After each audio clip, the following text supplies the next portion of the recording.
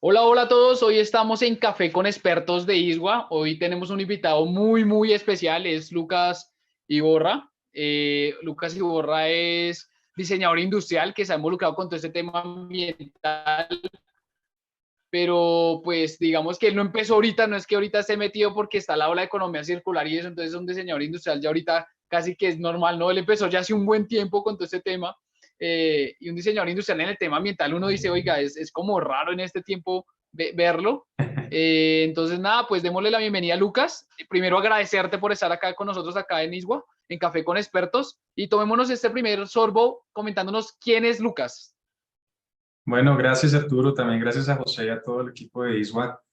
Lucas, a ver, una persona apasionada por lo que hace, colombo-venezolano, por mamá y papá, y amante abierto del país, de ir a las montañas, de escuchar música y de compartir básicamente este tipo de espacios porque me encanta hablar y conversar. Las personas que me conocen saben que soy así. De hecho, mañana si todos salen, salimos a otra montaña también. Entonces, por ahí básicamente me gusta que me conozcan más como persona primero y luego sí hablar de lo profesional. Ah, bueno. Estábamos mirando y Lucas es diseñador industrial, ¿sí? Sí, correcto. Parece interesante lo que dijiste, que es raro ver un diseñador, todavía lo es cierto. Y ojalá Claro, después de esto, de esta conversación, no sé, de pronto pueda haber más claridad sobre todo lo que podemos hacer, diseñadores y diseñadoras. claro, porque uno diría, y en ese momento, ¿tú te graduaste en qué año? El 2006, septiembre de 2006, diseño industrial. Ya suena En cada vez el, más lejos. en el 2006 en Colombia, y en Colombia todavía no había nada de economía circular, nada de eso, todavía no se hablaba tan fuerte de economía circular, y ver un diseñador industrial Correcto. metidos en temas del medio ambiente o temas sostenibles, ¿por qué? ¿Por qué el diseñador industrial y por qué te enamoraste en todo este tema del medio ambiente? Bueno, tienes toda la razón, ese tema no era tan común en esa época. Tal vez yo le echaría la culpa, y por fortuna, por un lado, la formación que reciben mis padres, tal vez, y las inquietudes que ellos tenían, incluso desde el ahorro. También yo creo que aquí, por ejemplo, en los países que a veces llaman en vía de desarrollo, tenemos la fortuna de haber aprendido, tal vez por necesidad a veces, a lo que hoy llamaríamos estrategias de economía circular, sea, por ejemplo, poner una ropa detrás de la nevera para que se seque más rápido y aprovechar ese flujo de energía ahí, o buscar la manera de reparar porque no había dinero para comprar. Entonces, por un lado, por ese lado. Y por otro lado, yo creo que también me ayudó mucho haber entrado a trabajar en una aerolínea. Fui auxiliar de vuelo, a mucho honor, fue una experiencia muy linda, no la esperaba, pero ahí pude ver tal vez de frente en esa particular industria, no solo en la compañía, sino en la particular industria en esa época, antes de pandemia, la cantidad de desperdicio que se generaba detrás de, por ejemplo, cada vuelo internacional, incluyendo la cantidad de comida que se botaba por temas regulatorios. Y eso yo creo que hizo clic porque a partir de ahí empecé a enfocarme sobre todo en esos temas, tal vez en el año 2000, bueno, yo entré a la aerolínea en el 2007, y desde entonces. Y desde entonces ahí te empiezas a meter, cuéntanos un poco cómo te empiezas a meter con el tema del medio ambiente y eso, qué empiezas a estudiar o cómo es el tema ahí. Bueno, entonces recuerdo también que una de las primeras cosas que hice fue a los, tal vez al año o a los pocos meses de haber entrado, pasar un documento de ahorro. Me preocupaba el desperdicio por lo que lo veía de frente todos los días después de cada vuelo, porque uno como auxiliar de vuelo o azafato o tripulante de cabina está de frente sobre los consumibles, vasos, servilletas, en esa época, café, jugo, agua para vuelos nacionales, snacks en los primeros vuelos, todas las comidas calientes y frías en los vuelos nacionales e internacionales. Entonces, de frente yo veía después de cada trayecto todo lo que no se usaba y terminaba siendo, por ejemplo, aquí incinerado por considerarse un residuo de manejo especial. Y eso me lleva a empezar a plantear ideas para ver cómo se ahorraba. Y esta trayectoria que te digo, me lleva al año 2009 a decidir, creo que necesito, por un lado, más herramientas, porque no sentía que no tenía las herramientas para plantear con mayor fuerza los proyectos de ahorro, por ejemplo, que estaba viendo que podía plantear. Y por otro lado, porque me llamaban la atención muchos temas de, por ejemplo, gestión de residuos, y sentía que no sabía lo suficiente y además me dieron ganas de aprender más, así básicamente. Aprender y necesito herramientas para saber cómo poner proyectos en funcionamiento acá. Y entré a estudiar la maestría en el 2009 en gestión ambiental en la Universidad Javeriana. Ah, bien, empiezas a estudiar maestría. Ahí viene algo importante que yo te quería preguntar y es, ¿tú cómo ves la importancia del diseño ahorita en todo este tema ambiental? La importancia del diseño en este tema ambiental, pues desde el diseño nos consideramos, y particularmente el industrial, pero hay otras esferas del diseño, pero hablo de la que yo conozco, un área de conocimiento muy centrada en la persona o en el ser humano, en el sentido de que todo lo que concebimos, productos, servicios, procesos, está enfocado en cómo mejorar las condiciones para que un ser humano viva mejor, básicamente. Hoy en día, sabiendo que como seres humanos o personas somos parte de un sistema exactamente, completamente interconectado, entonces ya no hablamos solo del bienestar humano solamente, sino bienestar de otras formas de vida, agua, aire, etc. En esos sistemas donde hay seres humanos, ambiente, actividades, objetos y espacios, ahí compartido con arquitectos, por ejemplo, y arquitectas, pues tenemos oportunidades para mejorar una actividad entendida desde cómo tomamos agua cuando, por ejemplo, estamos en la oficina, hasta cómo consumimos y usamos la ropa hasta que se dañe por primera vez y alargamos su vida útil, o la convertimos en otra forma, o qué hacemos con los empaques después de que consumimos los productos. Ese tipo de preguntas no son exclusivas del diseño industrial, pero somos bastante buenos y buenas en atender esos retos, porque está la persona involucrada. Y creo que ahorita con todo este tema de la ola de economía circular, creo que les empezamos a dar más fuerza a todo el tema del ecodiseño, ¿no? Acá Por actualmente ahorita se fortuna. puso el boom, sale la resolución 1407 acá en Colombia, digamos, un ejemplo, y llega el boom de todo el tema del ecodiseño y empezamos a hablar algo que nunca se hablaba, en las empresas nunca se hablaba, sino era, en las empresas se hablaba era cómo quedaba más bonito el producto, cómo se hacía vender más fácil, pero de hablar de que venga un envase de material reciclable o un envase que se pueda reutilizar, o nunca se hablaba de ese tema. Empieza a ver la resolución, empieza a ver todo el tema de economía circular, la norma, y empieza este boom. ¿Por qué Tal cual. demorarnos tanto en eso? ¿Por qué crees que nos demoramos tanto en eso, Lucas? Bueno, es algo que creo que tal vez lo podemos conversar más adelante. Puede haber muchas explicaciones para eso. Por un lado, tal vez por la fortuna que tenemos de vivir en uno de los 15, 17 países más megadiversos del mundo, tenemos tantos recursos disponibles, tanto espacio disponible, tanta biodiversidad disponible, que, por ejemplo, aquí en Bogotá pueden secarse varias quebradas de nuestros cerros orientales de Bogotá y aún así el aprovisionamiento de agua para nuestra ciudad no se ve afectado, cosa que en otros escenarios no necesariamente sucede. O tenemos tanto espacio que podemos tener 300 o más rellenos sanitarios en todo el país, eh, y todavía tenemos espacio para seguir, por ejemplo, disponiendo sin la preocupación de que se nos va a acabar el espacio todavía. Esto por un lado. Y por otro lado, tal vez llamaría la atención sobre aspectos culturales de cómo a veces asumimos ideas esperando que de pronto lleguen ideas de afuera para implementarlas acá. Perdón que ponga un ejemplo muy concreto. Cuando salen, por ejemplo, los primeros mercados sin plástico o supermercados sin plástico, algunas de las noticias que escuché fue algunos en Europa, por ejemplo, sin ánimo de criticar y ser un nacionalista de cierta manera, porque hay que valorar también lo que se hace bien afuera. Aquí ya sabemos hacer mercados sin plástico desde nuestros abuelos y más atrás. Entonces, ese aspecto cultural en donde tal vez estamos esperando a que alguien tome la iniciativa en algunos temas para nosotros luego copiarlas, posiblemente en temas de innovación nos ponga detrás o nos ponga a seguir en vez de ser seguidos o ser seguidas. Con todo, y que en Latinoamérica, hace poco también leí un artículo del Banco Mundial, Colombia, a pesar de lo que podamos seguir mejorando, es ejemplo en algunos temas de producción y consumo sostenible a nivel regional. Pero para resumírtelo, aspectos culturales y la riqueza que tenemos de biodiversidad que puede jugarnos en contra porque no tenemos la presión que tienen otros países. Bueno, entonces, para seguir con tu tema de hoja Tú estudias, entonces te vas a una maestría por temas ambientales. Las coges porque ves toda esa problemática cuando estabas con todo el tema de la aerolínea y escoges una maestría, ¿cierto? Siempre Sí, he pensado que cuando uno educa aprende el doble o el triple de que cuando uno está estudiando, ¿no? ¿Qué de acuerdo con eso. aprendiste en este tema ambiental?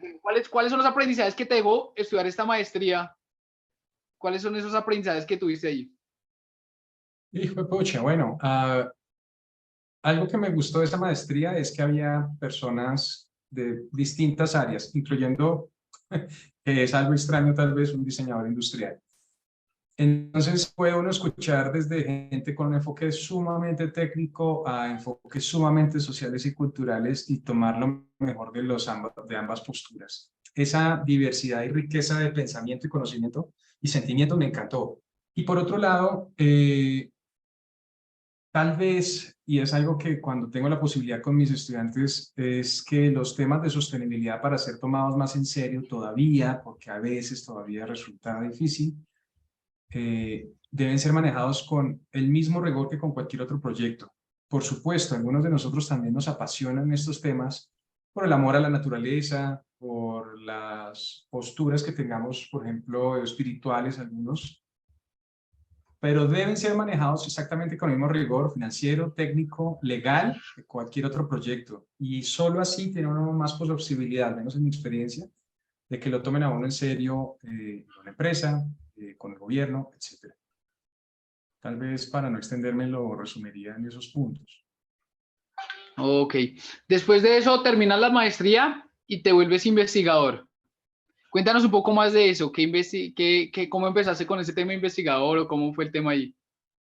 Bueno, fue después de terminar, yo duré todavía un tiempo volando, tuve la posibilidad, gracias a la línea, tuve la posibilidad de ser durante una época el líder ambiental, así se llamaba la posición de la vicepresidencia de operaciones. Después de ahí renuncio en diciembre de 2012 y busco la vida de independiente, con muchas personas, incluyendo a Julio Andrés Rosso.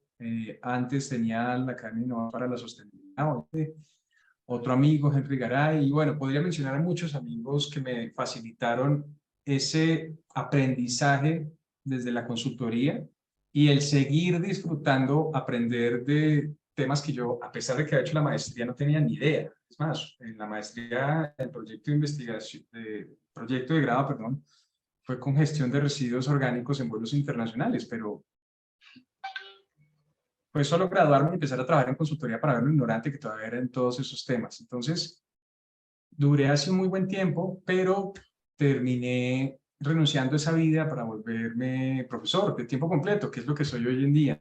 Parte por la herencia de mi familia, desde mis bisabuelos siendo profesores en escuelas rurales, colegios públicos, universidades públicas y privadas, hay de todo. Entonces, yo creo que es un gusto aprendido también y heredado.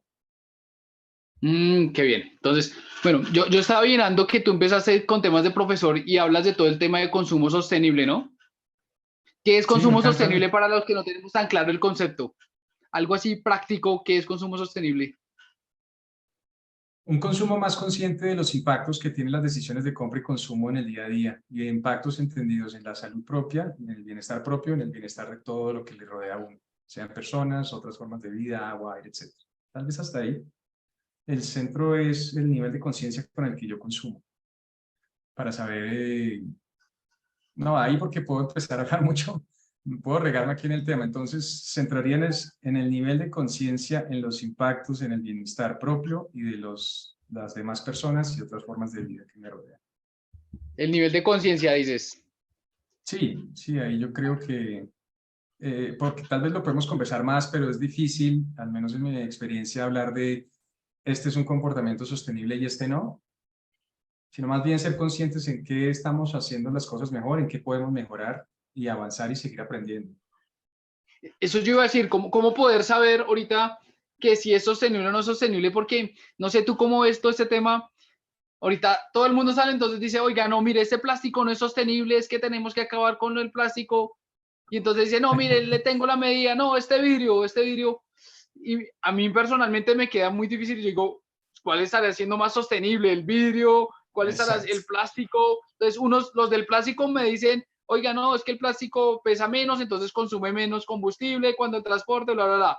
El del vidrio dice, no, pero es que yo puedo reciclarme miles de veces. ¿Cómo poder saber eso? ¿Cuál es ahí para nosotros como clientes, como usuarios finales, cómo poder escoger bien y saber que estamos consumiendo sosteniblemente? Uf, bueno, Arturo, tocas una pregunta que debo confesar, yo todavía no he terminado de responder ni siquiera para mí. ¿Por qué? Porque sigo aprendiendo cada día y porque de hecho esta mañana hablaba con un amigo de lo difícil que es manejar datos cuando la ciencia se la pasa actualizándose. Yo le ponía el ejemplo de, a mí me encanta el café, pero o sea, ¿cuántas tazas puedo tomar? ¿Dos tazas de café al día? ¿Tres tazas de café al día? Mejor no tomo café. He visto estudios para decir, afirmar cualquiera de las tres cosas que acabo de mencionar. Pero tal vez, amarrado al nivel de conciencia, en la medida de las capacidades propias y del contexto en el que uno esté, con cada decisión de consumo que uno tome, procurar que los materiales y ojalá la energía sigan fluyendo. Puedo referirme a eso más adelante, y que ojalá se agregue valor. Tal vez son dos conceptos que yo intento, no lo hago perfecto, pero intento en mi vida. Dejar seguir fluyendo, ¿qué significa? Que, no sé, este material cerámico no termine en un relleno sanitario donde puede tomar X cantidad de tiempo en degradarse, sino más bien preguntarme a quién esto le puede servir para que vuelva a ser utilizado de otra manera. Si yo veo que, por ejemplo, un vaso plástico es recogido por un reciclador o una recicladora que pasa aquí enfrente del edificio, posiblemente busque poner una bolsa blanca para que en las canecas donde en este edificio dicen que es lo reciclable, para que el reciclador pueda recuperarlo más fácil y no termine en un relleno. Con eso, mientras de pronto digo, bueno, ¿cómo hago para reemplazar el plástico? Al menos estoy asegurando que ese vaso no termine en un relleno o en un cuerpo de agua y que a alguien que le puede servir ese material para generar un ingreso diario, pues le llegue. ¿Significa que esa es la última manera de resolver los retos de sostenibilidad? No, seguimos aprendiendo, seguimos innovando, pero al menos mientras tanto, si descubro que puedo hacer eso ahora, hacerlo. Más allá de eso, y tocaste un tema que me encanta porque, bueno, spoilers alert, también pongo el disclaimer al frente. Mi investigación en el doctorado fue con las empresas del sector plástico. Y si bien en EPAC es justamente por la resolución que mencionaste, y si bien reconozco y hablé con personas del sector que reconocen que igual habrá que seguir innovando en materiales, estoy totalmente en contra de esas posturas que sin criterios técnicos dicen el plástico es el malo. ¿Por qué? Porque justamente tú dabas unos ejemplos en el transporte, carecen de sustento técnico o en la energía embebida para poder fabricar un producto. Entonces, que esto no se nos vuelva, chévere que hayas puesto el tema, para decir, como tú estás consumiendo plástico, entonces no eres sostenible, en cambio yo que consumo vidrio sí lo soy. Eso carece de todo fundamento técnico y no debería ser usado para dividirnos, además, porque nos necesitamos colaborando para resolver el reto, por ejemplo, de la gestión de residuos en una ciudad. Nos necesitamos a todos y a todas unidos. Claro, sí es, y el reto cuando estamos en residuos es todavía mayor. Digamos que en ocasiones he visto cómo proyectos se caen porque, un ejemplo, el vidrio, oiga, no, el vidrio tiene un valor menor en el mercado, o porque el plástico es muy voluminoso. Pero si cogemos y unimos el vidrio que tiene un peso interesante con el plástico que tiene un valor en el mercado interesante y cogemos en un mismo carro, juntamos los dos materiales y los traemos, pues los dos se vuelven interesantes y se pueden aprovechar. Y eso es lo que necesitamos, hacer unión, ¿no? Pues yo pienso exactamente igual, sí, separados o separados no vamos realmente para ningún lado. Nos volvemos más ineficientes, nos quedamos criticándonos todos y finalmente necesitamos que las ideas se desarrollen. Pues porque vivimos en una misma ciudad o en el mismo país o vivimos en otro país en donde nos llega un río de otro lado. Estamos juntos.